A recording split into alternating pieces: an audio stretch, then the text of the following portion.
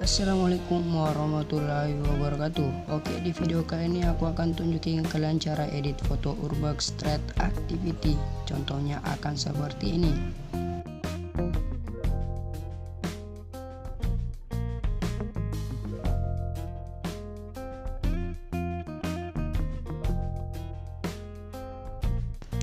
Tapi sebelum kalian masuk ke tutorialnya, alangkah baiknya kalian klik subscribe terlebih dahulu dan nyalakan lonceng notifikasinya agar kalian tidak ketinggalan di video-video selanjutnya.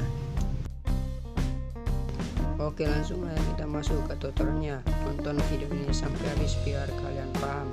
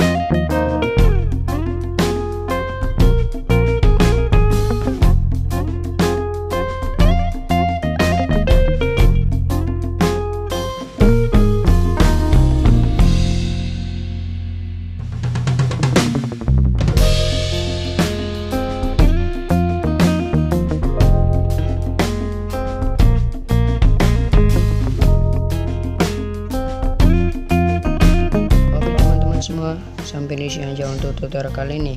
Kalau video ini bermanfaat bagi kalian, kalian bisa like dan share ke sosial media kalian punya. Oke, tunggu video selanjutnya.